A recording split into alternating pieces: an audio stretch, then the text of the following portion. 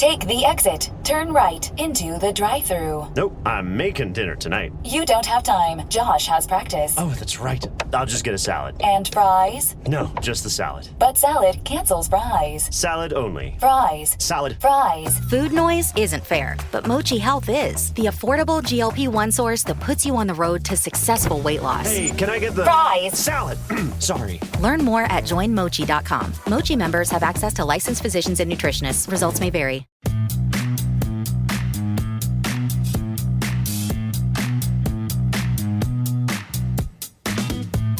Live from the back of Ruth the Realtor's car, it's the Stacking Deed Show. I'm Ruth the Realtor's part-time mechanic, neighbor Doug, broadcasting live from the trunk of her 1988 Lincoln Town Car. On today's show, how do you unstuck a negotiation? We'll help you do just that with researcher and motivational speaker Michael McQueen. Before that, in our headline, let's dive into the legal realm of lawsuits in the landlord-tenant dynamic. When is it time to sue a tenant, and when could you be open to a lawsuit? Plus, we'll answer a question from a dealer who wants to know how to break the ice on purchasing a neighbor's home. And because of popular demand, I'll wow you with my property pop quiz. And now, two peeps who have mastered the labyrinth of money thanks to Ruth's GPS, Crystal Hammond and Joe Saul Seahigh. Hello. Does anyone dance when Doug says Joe's name? I do. Dance? Wow. Joe Hey. Saul Seahigh. All right. You do the overbite? We get Groovy. down. No. Is there I a want you new to see dance? these guys dancing. I know. Yeah, stop dancing. Please stop dancing. I'm glad we're audio. So glad we're audio. Welcome to the Stacky Deeds Yes. Dance Off, everybody. Welcome. As we bring it in, Crystal, to the end of the year, 2023 is It's almost in Wait, the it's rearview 2023? Yes. Doug's still writing 2011 on his checks. Doug's the one person here who writes checks. Exactly. At the grocery store, when you're in a hurry. That's 33 the person people you're behind me. Behind. Well, Doug has trouble too because he's trying to navigate listening to his Discman while he's And coupons, navigating the coupons too. Yeah. If you're writing the check, you have at least 10 Everybody makes fun of coupons, Discman. minimum. It's like, oh, remember you'd walk around and those things would skip like crazy? I know that's where you were going with that, Joe. I had a Discman in 1992. It was a Sony, but I got it in England. Couldn't find it anywhere else. I lived there for a little while. You couldn't make this thing skip. And it got stolen, but it's still a piece of tech that I wished I had. It had all this stuff on it that I didn't see in deck-based CD players. It was incredible. I only owned it for like 6 months, but it was possible And to you have ma- a Discman that didn't skip. and you make fun of me for owning a Zune, Oh wow, a Zoom. and yet he's Jeez. defending the Discman. I could picture neighbor Doug trying to do backflips, trying to make Yeah. it skip too. And then throwing his back out, right? Hey, Crystal, we got a great show today. Michael McQueen, man, he's been on some of the biggest stages with names like Mel Robbins, Daniel Pink. He has definitely brought it to some of the biggest companies on earth, but he's Wander, Texarkana. We're going to pick him up. Deloitte, for the government people, we all know who Deloitte is. He's been on some really big stages. Big stages. He's going to teach us the art of negotiation. We talked to Diabandi about how to ask, and now we're going to finish that. Diabandi on a couple episodes ago, and now Michael McQueen going to help us get unstuck. So we've got Mindstuck. that on Mindstuck. Well, Mindstuck. we're going to help others get unmindstuck. This always brings me back to Friday when Chris Sucker was like, I got mind control over Depot. So this is helping us get mind control over the contractors and the sellers so we can get our prices and our negotiations. Just like all the lessons we learned in Friday. Yeah. Sounds like Yes. a total mind Yeah. That was over on Yes. Stacking Yeah. Benjamins. We did a show remember. about that. We did our top Yeah. movies, and that was one of my top movie lessons. Yeah, don't mess with the drug dealer, I think was the lesson in that movie. He Crystal. lost in the end. Well, not to spoil it for anyone that hasn't Oh, seen thanks. Friday. Yes. Sorry. Movie that came out in 1992 or something. Yeah. But The same year that Doug was doing backflips trying to get his Walkman to skip. And I couldn't. It was that good. I couldn't make it skip. Couldn't get the breakdancing. Discman unstuck. No skipping. Michael McQueen going to join us in a minute, but first we've got a headline, so let's go. Our headline is from liveabout.com. You know, Michael McQueen has that awesome Australian accent. That sounds like you could say it with a Australian accent. Liveabout.com. Would it be like walkabout? British. I'm Walkabout? British. And there goes the UK audience right there. No, you're not. The one thing we don't want to do is get into a situation, Crystal, where we have to sue our tenant. Obviously, you want to stay on good terms with your tenant. I kind of like what our pal Alan Corey says. You know, you want to be friends, but you don't want to be buddies, because sometimes then people will start taking advantage of that. But too comfortable. Yep. Have you ever taken a tenant to court? No, I have not. I have not. Thank you. Either. Yes. Thankfully. Yeah, in my 8 years. I know. 2005. Whatever that, 23 minus 5, that many years. That many. 18? She doesn't have enough fingers to get 18? That math done, Doug. 18 years. She's like, I got to go to the toes to do that math. In my 18 years. This piece is 12 reasons you can sue your tenant. The obvious one is unpaid rent, right? If you're just not getting the rent, you send them a notice first to pay. And if that doesn't work, you can file to evict the tenant. At the same time, you can also sue them for any rent that they owe. You know, one thing that you got to mitigate here is, if there's any way, this is a great reason to have Michael joining us today, Crystal, is that there's going to be costs associated with taking somebody to court. Yeah. Yep. So this is clearly a last-ditch thing. Oh, yeah. If you can get anything a lot of times. But then, of course, you're going to consult with your attorney, because they do say even if you accept a partial payment, you're starting the clock all over again where, you're letting them stay. Number 2, unpaid utility bills. If there's any outstanding utility bills at the rental property in the tenant's name, you can sue them to recover that money. By the way, that often happens at the end of a lease. Yeah. At the end of a lease, people will just let everything go when they move. Now, you can deduct that from the security deposit. If that's not enough, then you can sue in small claims court to recover the rest. And remember to put that in your lease, too, of who pays what utilities, because that's also important, too. It's super important. Number 3, damage to the property. Well, can we go back before we do that? I love that you said that, Crystal. I have known several people that are landlords that just pull out a rando lease agreement off the internet. Don't even really read the fine print of their own lease agreement. You don't want to do that. No, that will cost you. That will cost you. Spending money on an attorney to do that, even though it is a boilerplate form, is so important, because you can say, can we include this? Can we include this? And these are some key things to include. Number 3, damage to the property. You can sue the tenant if the tenant's caused damage to the property. Again, you can start by deducting it from the security deposit, but if they don't cover the amount of damage done, you can take the tenant to court. I almost had to do this once. Oh. I had a tenant that had a dog. She was a school teacher. She seemed like such a nice lady. And when she moved out, she was just a pig. Oh. Like, I could not believe the stuff that was stuck to the hardwood floors, Crystal.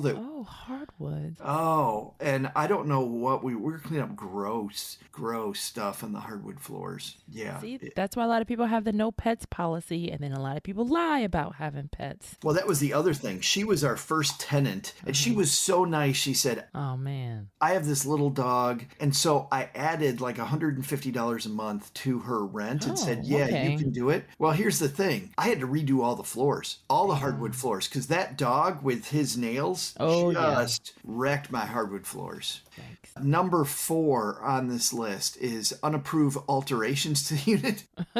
I have not had this happen where a tenant just decided to randomly take down a wall. How did they even get like occupancy? Like, I'm amazed the permit department didn't come in on that. But even smaller things, if you paint the walls blue, you got to turn them back to the regular color. That should be in the lease too. I did have one tenant who did landscapes for a living. Oh. And he called me and asked me, he goes, hey, I know I was a week late on my rent a couple times and I didn't charge him extra. He called me and I didn't charge him extra. He goes, can I make it up to you by landscaping the backyard? Yes. Heck yeah. Man, Do sweat it, Mike. equity. I know. Yeah. He took this rental unit, made the backyard better. And then when he moved out, the next tenant was like, oh, the backyard's so beautiful. Yeah.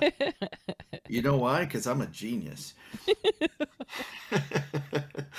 Number 5, tenant owes more than the security deposit amount. Of course, that's an obvious one. Yep. Countersue. Of course, the tenant can sue you if they believe you wrongly withheld their security deposit. You got to watch out with that security deposit thing, Yes. Crystal, because how often have we seen landlords get in trouble with this? Withhold the security deposit. Next thing you know, tenants taking them to court, Yep. or at least on the phone going, what the hell are you doing keeping my security deposit? Oh, yeah. People's Court covers this all the time. You need receipts for what you do. If you're going to withhold the rent, you need receipts. And a lot of times, if you do work yourself, you can't get compensated for that. So just hire somebody and get those Hold on, receipts. People's Court? This is where accounting and Yeah. photos and receipts That's are still your a friend. thing? Oh, yes. Judge Marilyn Millian. She's still kicking What are you tail doing watching under that TV at rope. 1 in the afternoon, Crystal? Lunchtime. You should always have lunch away from your desk. Number 8. We talked about never eat alone on this show. See? There you go. Yeah, eat with Judge, what's her name? Marilyn Yeah. Millian. Yeah, she will keep you entertained. There it is. To recover lost rent from an illegal move out, if the tenant moved out before the lease was actually up, you can take them to court to recover the rent they owe for the remaining time of their lease. That often, Crystal, I've seen people go down that rabbit hole, and that usually still ends nowhere good. I mean, that's kind of a last-ditch effort, but you may be throwing money away trying to chase a tenant down to get paid for something that's so difficult. Yeah, and then also remember, like, if you find someone, you can't sue them still for the lease. You can only sue for when it's empty, too, because people don't realize that. These are a reason, before we go on, to keep good tenant negotiations. Yes. Because in some of these, or tenant relations rather, but because in a lot of these, Crystal, you seriously don't have as much. It's like the emperor really has no clothes. You know what I mean? Like, if somebody moves out mid-lease, you could sue them. Like, you do have some recourse, but man, just making sure they don't do that. Or if they do that they call you and you can maybe work out a solution. Like, anytime you can Right. stay away from court. Yes. Be approachable, be nice. And then I'm noticing, too, a theme here. The lease can protect you from a lot of this stuff, too. Oh, It's good like, point. and then when you hire a professional, that professional is going to tell you, hey, what did I miss? You know, they'll be able to see things that come up, because sometimes when you're a new landlord, you're learning on the fly and you're like, crap, that should have been in the lease. You're learning the hard way of what things you should have been looking out for. So speak to somebody that's been there, done that. Speaking of weird things that should probably be in the lease, expenses to dispose of tenants' abandoned property. If the tenant leaves and doesn't take some stuff with them and it's a pain in the ass to get rid of it, maybe a huge TV, a fish tank. One of those water beds. I used to have one of those Me water too. beds. The slosh around bed. Yep. You try to get that one air bubble out. Yeah. And it just, Nope. it's so annoying. Trouble. But on a winter's day in the Northern Hemisphere, those things were amazing. Yeah, it's fantastic. Number 10, tenant used the property for illegal dealings. I think that's where you really do want to sue, because you want to just give a signal that I'm not going to put up with that. Oh, yeah. Like, this is not. And get the police involved, too, if you have to. Quickly, Yeah, yes. no If meth you illegally labs. have a pet, we talked about that. That's one. People will try to run by you if there's no pets. We'll try to sneak one in there. And number 12, other breaches to the lease agreement. So there are two things that are protecting you here, too. Your lease and your insurance, because what if they had a meth lab? Like, you want to make sure that you're insured for, you know, anything that could happen, even the removal of, you know, that stuff, because it's not like you can go in there yourself and remove that stuff. Wouldn't it be smarter to just put a clause in the lease to get part of the profits from the meth lab? Seems like that just makes everybody happy. If you have a No. meth lab, we get a cut. 20%. Well, you just cover, I mean, even more broadly, just, you know, any side businesses, any side hustles. It's like that. Remember that guest we had, Doug, a long time ago? We had a live event for Stacking Benjamins, Crystal, and we had a guest named Michael Santos. And Michael Michael was a cocaine dealer. But if you remember, Doug, Michael thought, by the way, first of all, he thought that when he watched Scarface, that looked really cool. He's the only guy I've ever met who got the wrong message from Scarface. Like, that looks cool. That's me. If I could chain somebody up in an apartment to a shower rod and use a chainsaw. No, actually, well, he thought that as long as he didn't touch the coke, that he was fine. Remember that, Doug? Wow. Yeah. He thought that as long as he doesn't touch it. So here's what you do, Crystal. This is what you do. You just put it in the lease agreement. I'm not touching the meth. So, hey, copper. It's legal. Put right in there. Cops, I'm not involved in the illegal operation that happens in our place, even though I'm getting 20%. I'm sure that would cover you. Well, what state is that? The meth lab capital? Just make sure that might be in your lease. No meth labs. Because there is a state that's known for those. Indiana. And for anybody, by the way, who thinks that I'm not being sarcastic, please. Yes. Kidding. Oh, Joe said we should take profits off the meth lab. No way. Yeah, I will link to that Michael Santos. Oh, he's not on a show. He was at one of your events. Yeah, Stacking Benjamins. You can find it, actually, that live event, you can find it on our YouTube page. Okay, perfect. Yes. I'll link to that. People can get wrongfully evicted. Let's pivot to yeah. Bay Management Group's blog. And Crystal, if you can link to this, people can see it. But wrongful eviction, lots of reasons. And you want to study, one of my favorite books is Sun Tzu, The Art of War. One of my favorite passages in that book is the best battle's the one that's never fought. Second favorite is define your battlefield. So decide what battlefield you're going to play on. I like that. And to do that, Crystal, you got to know what the quote enemy is thinking. So knowing why your tenant might sue you, I think is a great thing to know. So common types of wrongful evictions. Usually it's a wrongful eviction. If it's a retaliatory eviction, for some reason your landlord just doesn't like you. It can't be an emotional thing, Crystal. Just because we don't like Doug doesn't mean we can kick him out of the truck.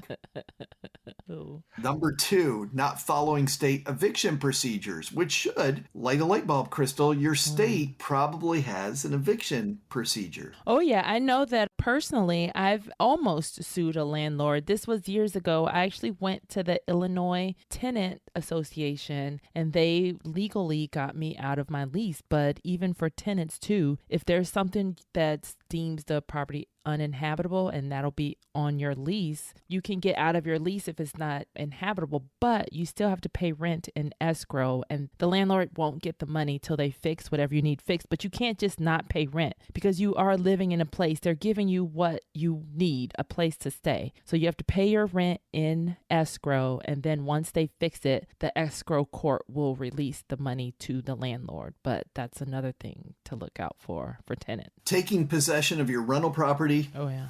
Increasing your rent when it's not in the lease, or decreasing a provided service like dropping a utility that was agreed on, is something that potentially is called landlord retaliation, and a tenant can sue. So you then have the ability to take action then. We will link to these. Remember, by the way, and this is also something, a lot of these costs you can try to put in your suit no matter which side you're on. You can also sue for legal fees. You can sue for court costs. You can sue for damages up to 3 times actual damages or 3 times the monthly rent.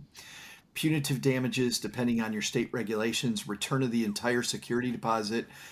You can sue for jail time in some states. I think that might get a little over the top unless Doug is being particularly unruly. So definitely keep on top of these things, because there are things your tenants can do, but there are things as a landlord that you cannot do, like the changing of the locks. You're not allowed to just arbitrarily change locks. So make sure you know things you can and cannot do as a landlord, because you can get in trouble and you get sued. And we want this to be as easy as possible, and getting sued is not fun. So know the laws in your state. But wait, I can sue for jail time. So if I'm a little short on money for the month and I just need some room and board, just sue I can get yourself. myself into.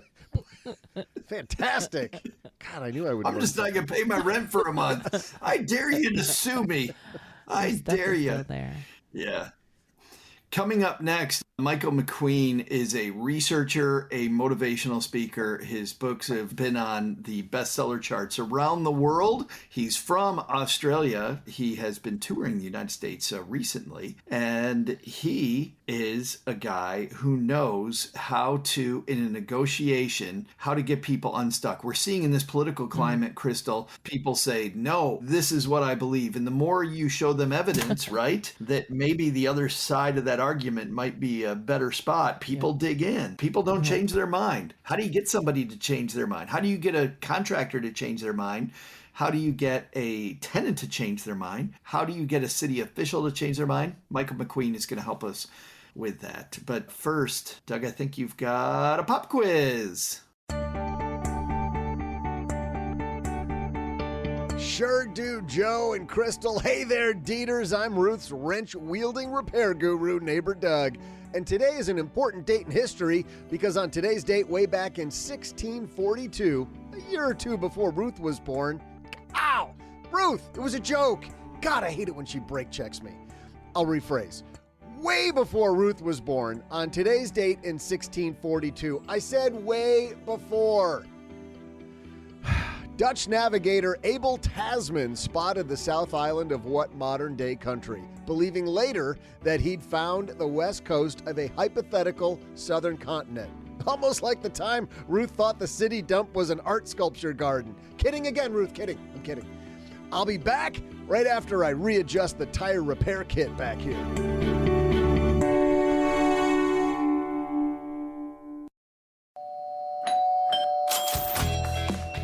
Hi, this is real estate maximalist Alan Corey with today's House Money Media Real Estate Tip of the Day. The most likely reason a real estate deal goes sour is if you're forced to change your lending terms. This is only caused by adjustable rate mortgages or ARMs that typically have a 1, 3, or 5-year balloon. This means in the future, that balloon will pop and you'll be forced to refinance. These loan products are gambling without a safety net. Because what happens in 3 years when that adjustable rate mortgage balloon comes due and you've lost your job? Well, you don't qualify for a refinance anymore, and then you're forced to sell. Now, another scenario, what if interest rates skyrocket in 5 years to 15%? Well, you have to refinance at a much higher rate when that 5-year balloon comes due. And now your property is potentially cash flow negative, a big no-no in investing. So what's the best way to avoid this scenario? It's with 30-year fixed mortgages. You never have to worry about lending terms again unless you want to, and you want to refinance on your own timing. You also get to choose to sell whenever you want. You always control your asset and your investment when you use 30-year mortgages. You don't when you have adjustable rate mortgages. And that's today's House Money Media Real Estate Tip of the Day. If you're craving more real estate education, then head over to housemoneymedia.com to check out my real estate coaching and courses. Use coupon code DEEDS for 10% off all of our products so you can learn everything you need to know about long-term and short-term rentals, whether you're investing locally or out of state. That is DEEDS, DEEDS, for 10% off for all Stacking Deed listeners only at housemoneymedia.com.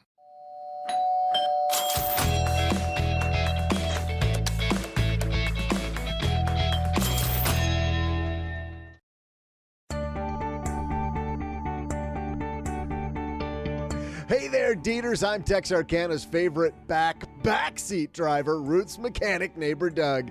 More background on today's trivia question. On today's date in history, way back in 1642, Dutch navigator Abel Tasman spotted the South Island of what modern country? It was New Zealand. More facts from this totally true story. Tasman nearly didn't recognize it because everything was upside down. Then he waved. It was New Zealand, so let's just say he waved sheepishly to the undoubtedly excited, right? See what I did there? To the undoubtedly excited people he'd just discovered. They were so happy to finally be discovered. And now, here to help us get unstuck, a guy who's living his whole life upside down over there in Australia, it's Michael McQueen. Crystal, check this out. How do we always find our guest walking down the streets of Texarkana? Ruth, pull over. My favorite pastime is picking up, It's Michael McQueen. random. Yeah.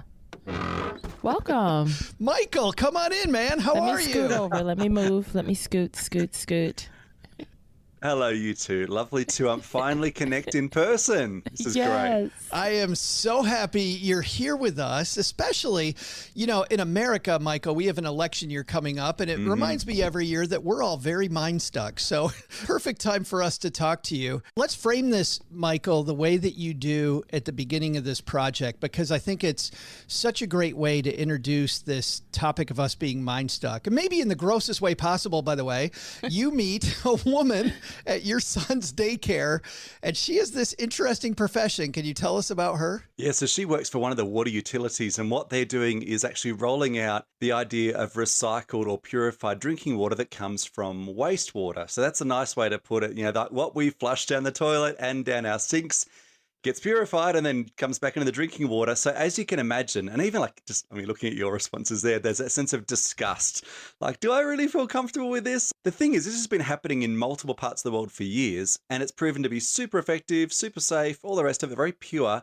But trying to get people on board and shift their thinking, change their minds about this has been a bit of a challenge. So there's a couple of case studies I give. Yeah. Even before we get there, she asks you if you want to try some. Like, what was going through your head, Michael? Well, I mean, obviously you're with someone who you respect and they respect you. So you want to obviously be brave and be courageous. So I thought, I'll give it a go. So I tried it. And I think too, you have to, in that moment, suspend the notion that this is actually recycled wastewater. It comes in a clear bottle with a cap, just like you'd get in a shop. And the science means that it's just as pure as anything, probably more pure than the stuff we buy in a store. But even still, you've got to sort of overcome that deeply seated sense of disgust, that instinct within you. And that's been the hardest thing for regulators to try and address around the world in multiple areas over the last few decades about this whole issue. And a lot of this, Michael, I introduced the concept that this is a great way to frame the argument. A lot of it you suggest is the framing. Yeah. How were municipalities able to start getting around this, that this is clean drinking water? And frankly, with all the water problems we have around the world, we're going to need to do this more and more. Yeah, that's it. So, one of the things they've done is they've actually made it really clear that this is already happening. And this is one of the things often when we have this resistance to new ideas, it's because they feel so new, so unfamiliar.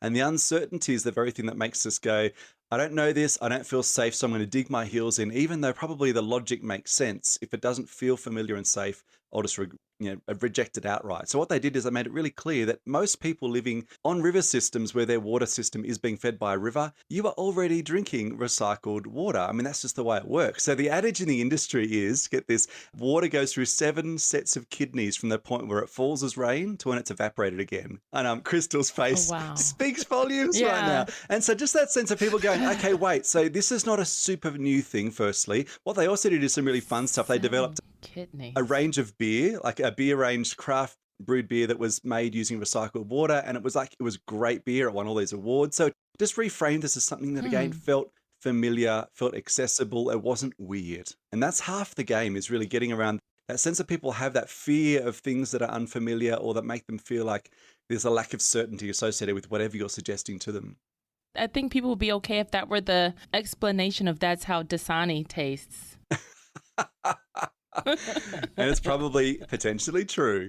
Well, and it's funny because, you build the case, Michael, that this is a problem that's been getting worse and worse. I mean, I remember in the USA during the George W. Bush election, the campaign manager did a great job there of telling people that the other candidate, Al Gore, was a, quote, flip-flopper.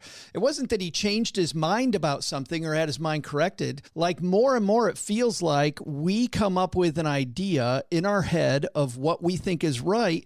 And then instead of changing our mind, Michael, we dig in. Why do we dig in our heels so much? Yeah, well, there's a couple of reasons. If you're in public office, for instance, you see this play out where it's sort of paradoxical that we'll say to our leaders, we want you to be real and authentic and vulnerable. And then when they do, we crucify them. And so this has got to go both ways. Like, as a populace, we need to cut our leaders some slack and actually give them a bit of grace. And so when they actually change their minds and do what we want them to do, which is to be honest and just be a thinking human who's willing to be open to different perspectives, that we allow them to do that. But if you look at what actually stops people being willing to do this, regardless whether you're in leadership or not, one of the dynamics I discussed is this idea of psychological sunk cost. And most of us are familiar with economic sunk cost, that idea that I've invested so much of my money, so much of my time already in this particular course of action or this particular decision, I'll stick by it, even though a better option has emerged and even though I'm actually disadvantaging myself.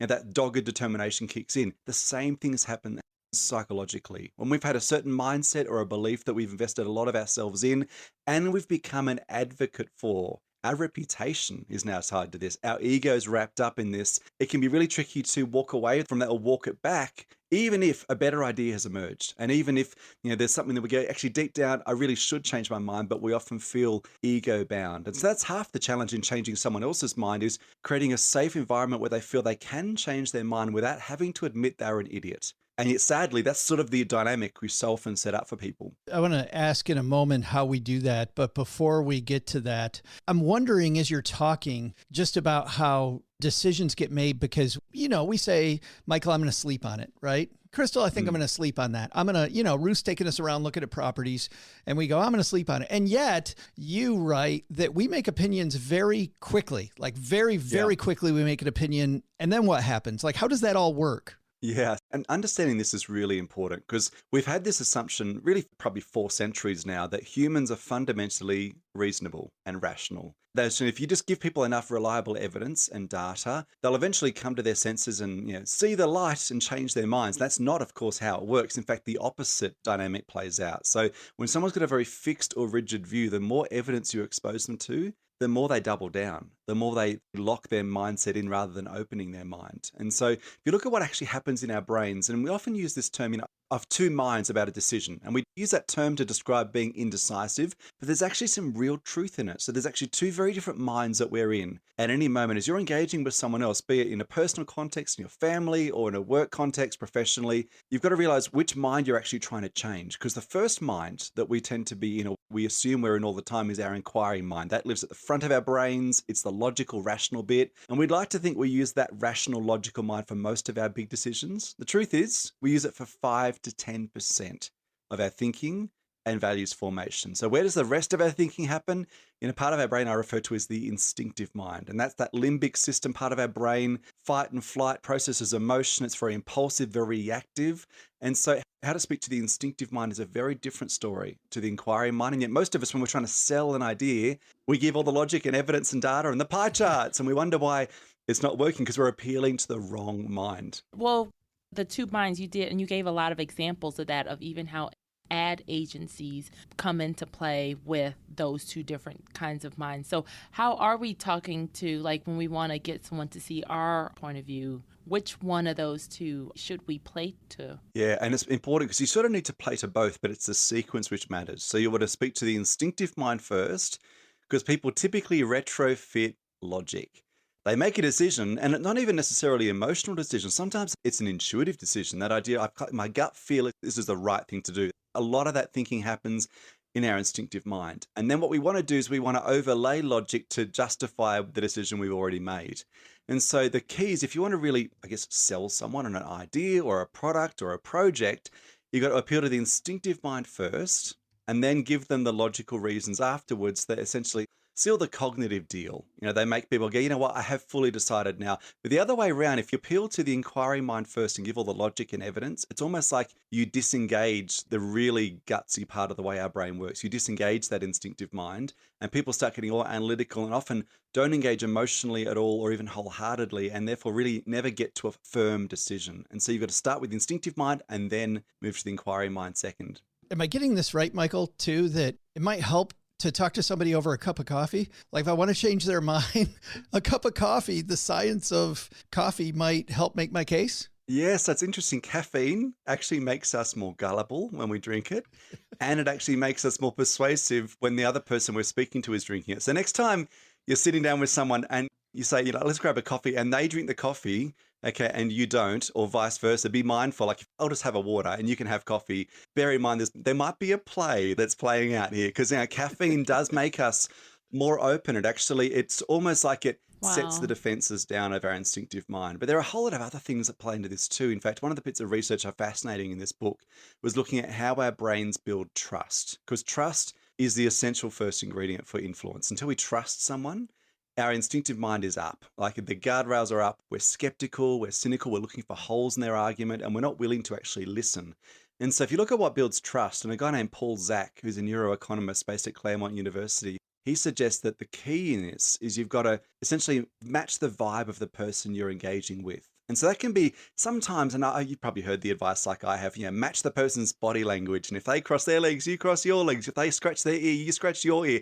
And I remember the old neuro-linguistic programming all kind of of that. stuff. Yeah. And I always find it just a little bit, I don't know, a bit icky, a bit contrived. I'm like, how do you actually do that in a natural way? So I was chatting with Paul recently, and he said one of the things they've discovered is that actually, if you go for a walk with someone, walking side by side, eventually your cadence, your pace will match theirs. You get in sync. And if you look at what happens when we physically synchronize with someone else, where we're walking beside them, we're doing something alongside them, our brains essentially create a connection. There's a deeply unconscious sense, and it releases what they call oxytocin, which is our body's social bonding hormone.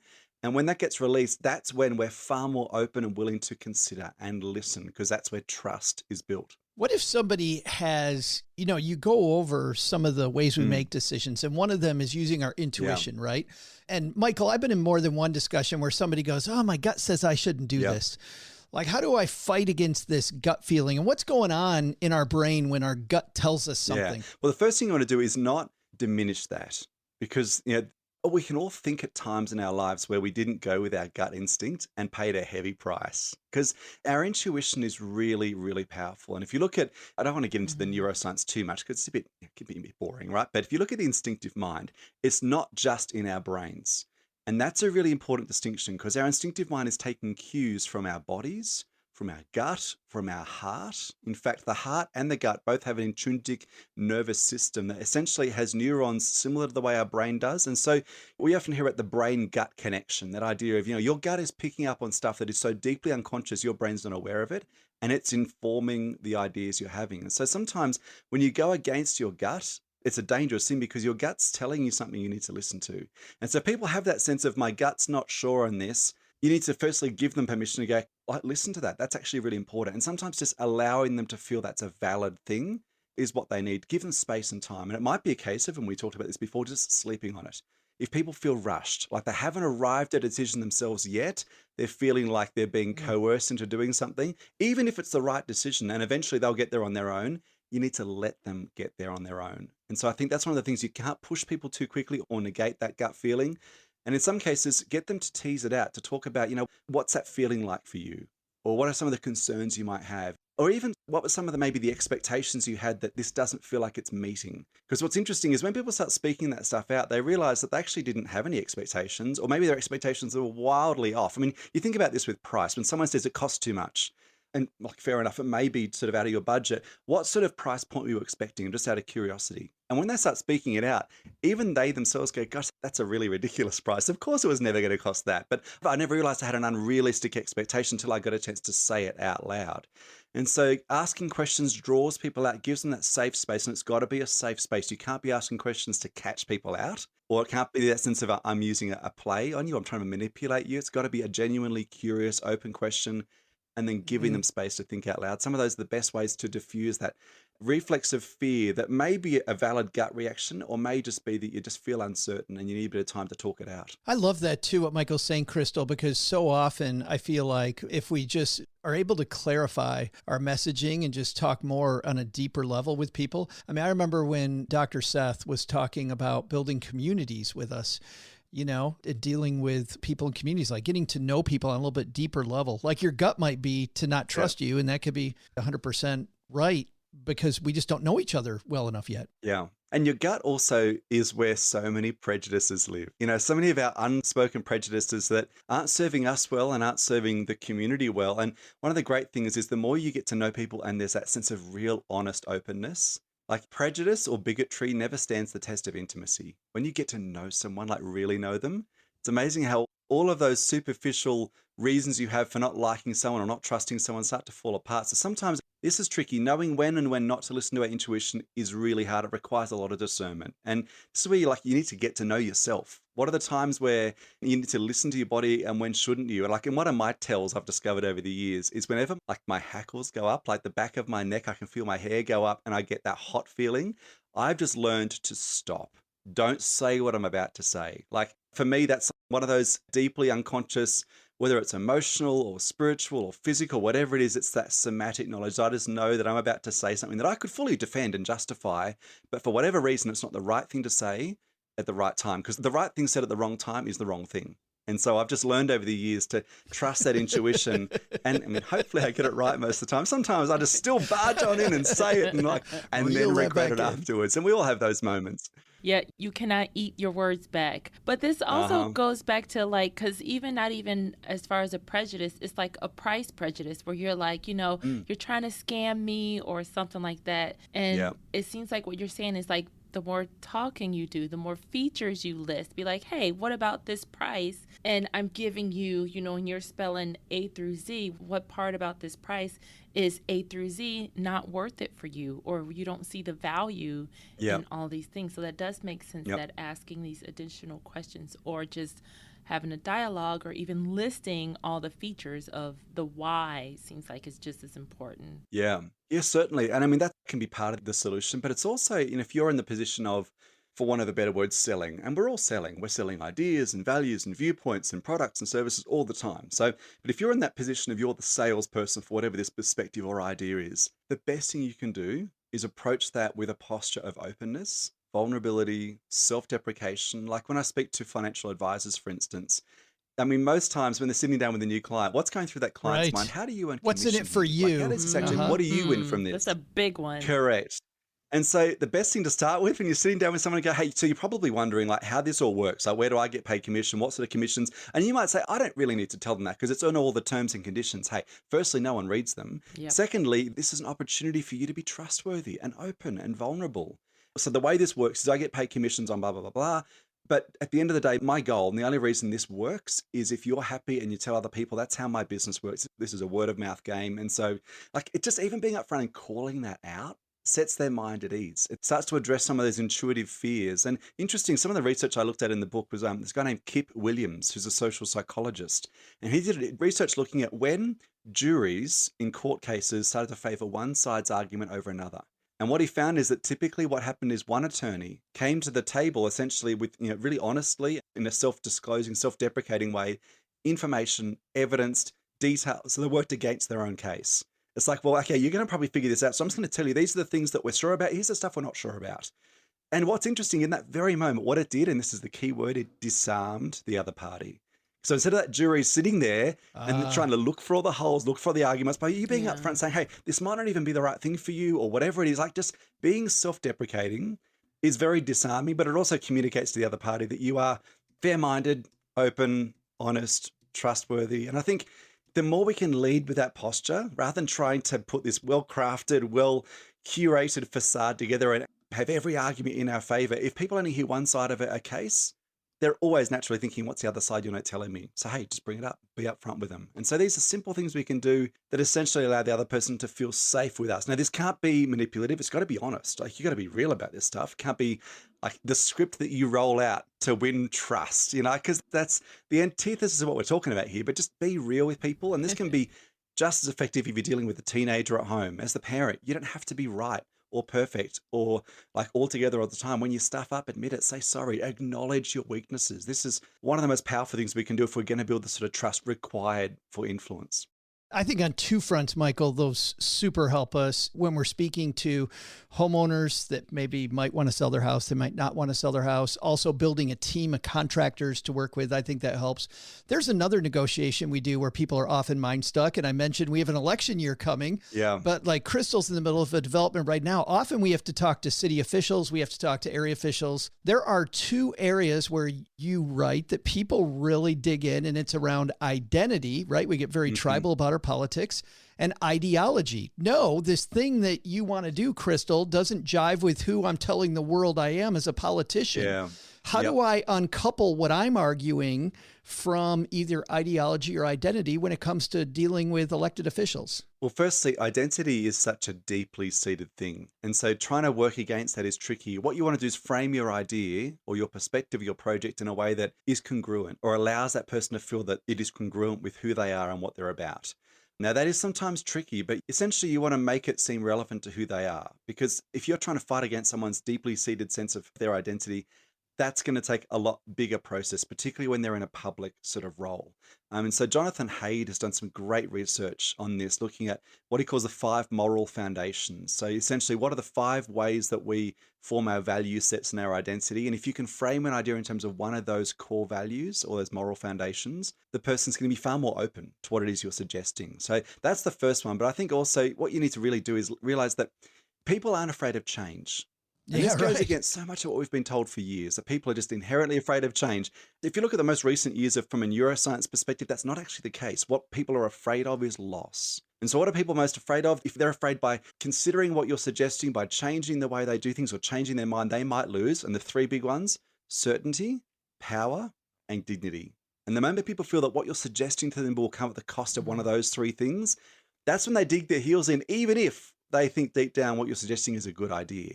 And so rather than trying to sell the upsides of change, we'd be better to lessen the loss, try and show how this is not going to mean a loss of dignity or power or certainty. That's where the game is won or lost in that exact moment. I love that idea, Michael, because reading like Sun Tzu, The Art of War, the best battle's the one that's never fought is one of my favorite lines from that book. And if you think through this identity and ideology that you might be fighting against, you can eliminate those before you even walk in the room. Correct. Absolutely. Yeah. And one of the things I'd encourage people to do, and this might seem counterintuitive, is rather than upselling your ideas, unsell them. It just truly say, hey, this might not be for you. This might not even the best idea or the right time. And I completely get it. And by almost taking it away from the person, and you've probably noticed this over the time, when you take it away from them, the posture flips. And it's like if you're talking to someone and you walk toward them, what's their instinct? To walk backwards.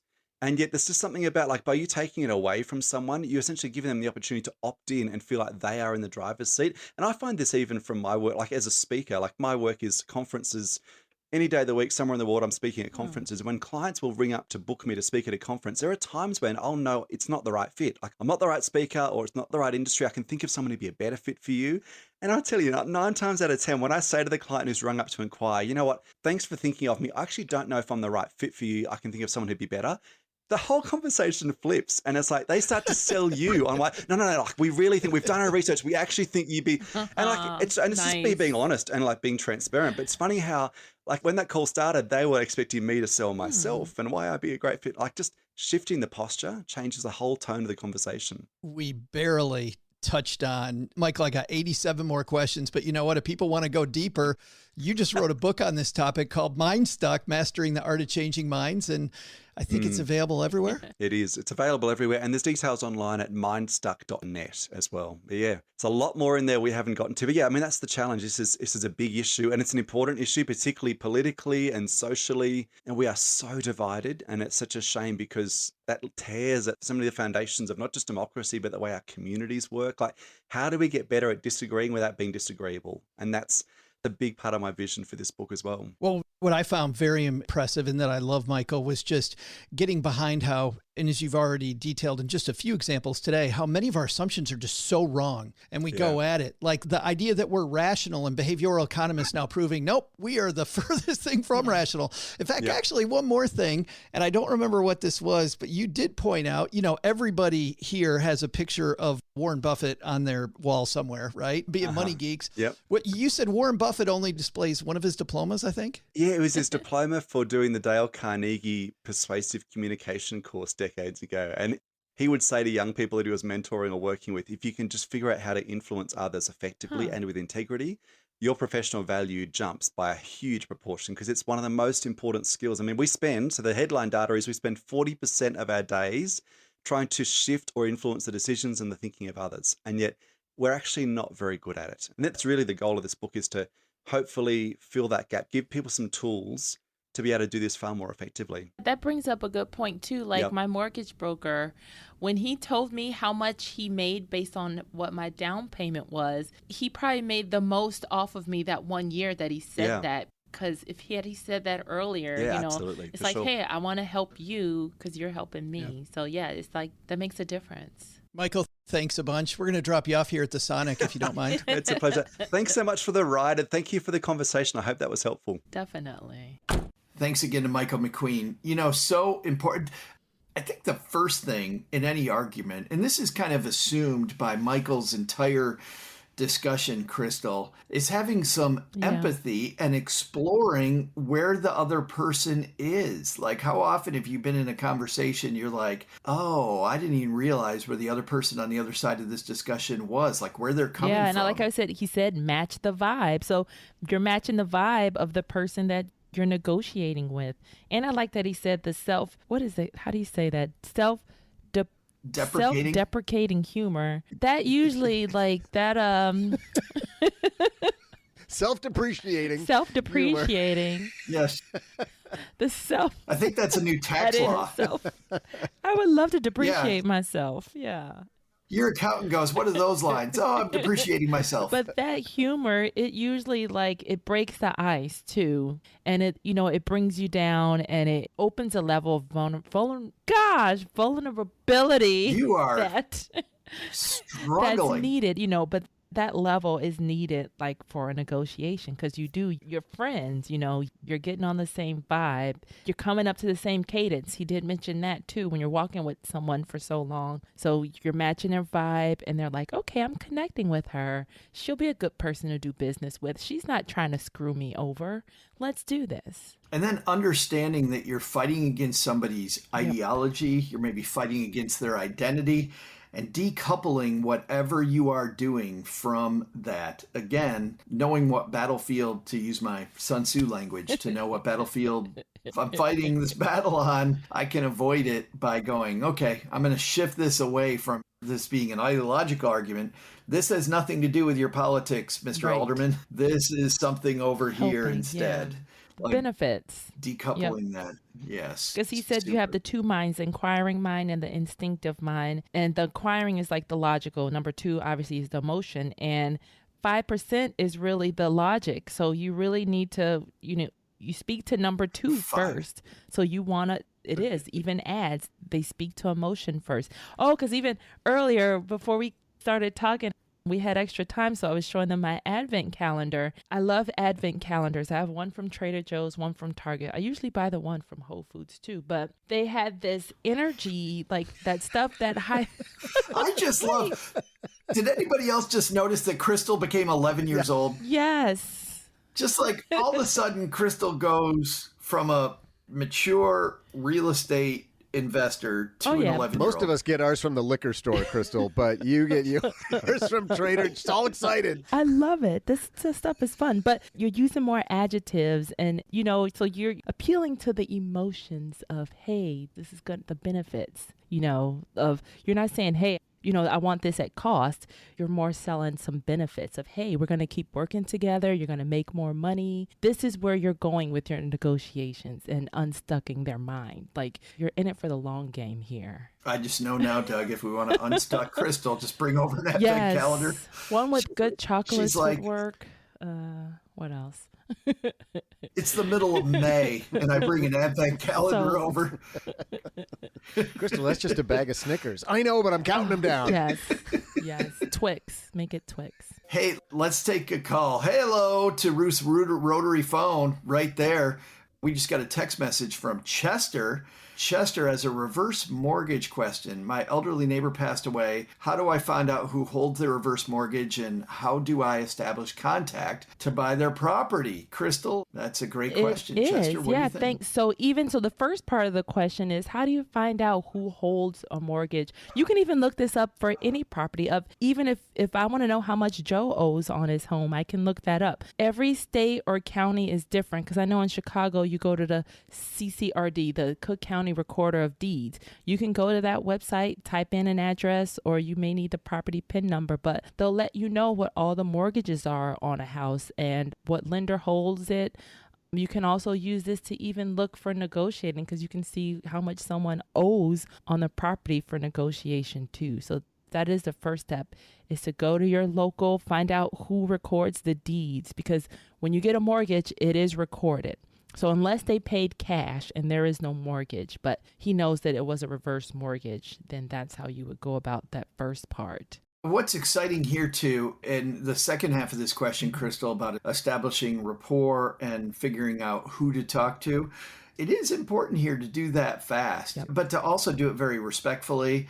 You know, she or he was a great neighbor, love being around them. You know, I'm also a real estate investor, and I could make this really easy for the family. Keep it out of court, I don't know if it still has to go through probate or not, but yeah, you would be helping them out a lot. And even you can offer, be like, hey, I've been cutting the grass. You know, I know the person passed away.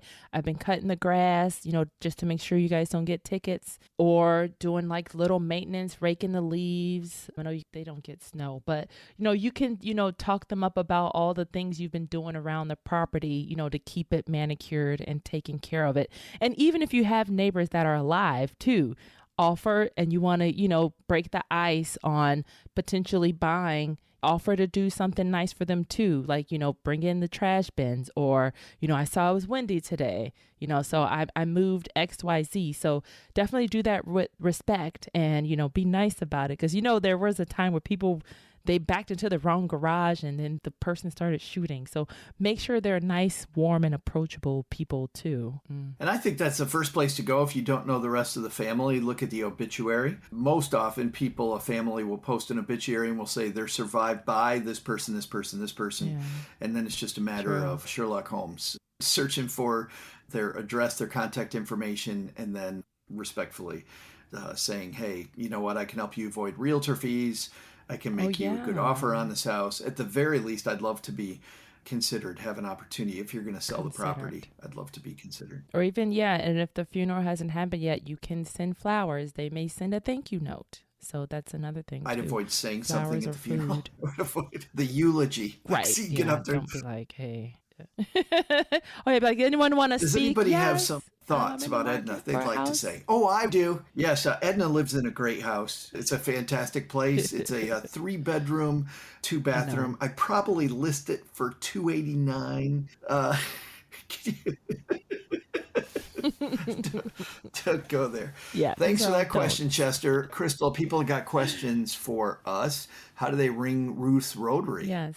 I like that ring. It had a nice ring to it. So head to stackingdeeds.net/voicemail and even slide in my DMs. So I've known Chester for a while, so he just sent me a random question. And sometimes I don't check my messages. So this is like a couple weeks ago that he sent the message. But yeah, any way you feel comfortable communicating, you can tell us. We want to hear your voices, or you can message any one of us. Coming up next week, we are going to put a bow on this year with a roundtable episode featuring a couple of fantastic recurring guests. Our friend Paula Pant from Afford Anything, who owns a bunch of rental properties and has a great real estate course every year. And Mindy Jensen from Bigger Pockets Money, going to join us for what should we have learned through the real estate events of 2023. And Crystals, you know, there have been one or two events that might be teaching important lessons to learn something from.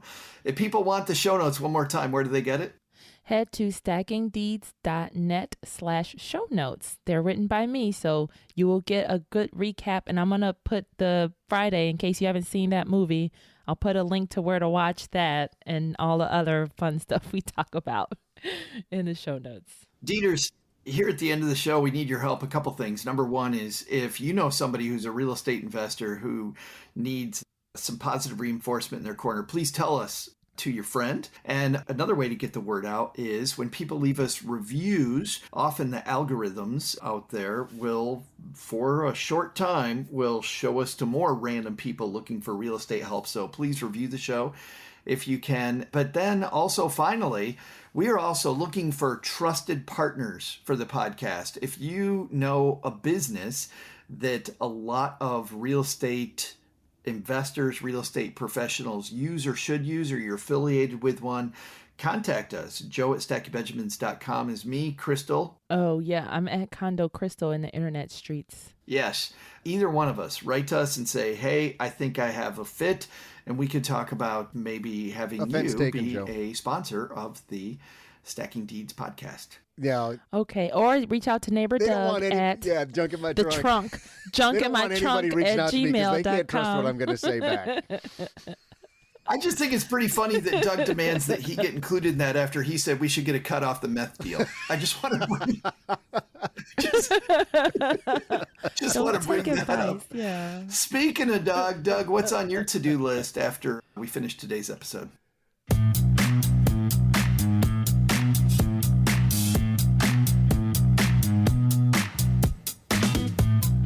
Well, Joe, first, think to yourself, what's going on with my tenant that might lead to a lawsuit? Let's diffuse that situation right now. Second, engaged in a difficult negotiation or discussion where you can't get your contractor or a city official to agree to your point of view? Try beginning with their emotional brain and working from there. But the big lesson? When you discover people who haven't yet been discovered, remember to do it with empathy. While everyone wants to be discovered, they may not be as excited as you that you're taking their land and, quote, upgrading it, promising to film some cool fantasy movie there. Thanks to Michael McQueen for joining us today. You can find out more about their work at michaelmcqueen.net. You'll find his new project, Unstuck, wherever books are sold. We'll also include links in our show notes at stackingdeeds.net.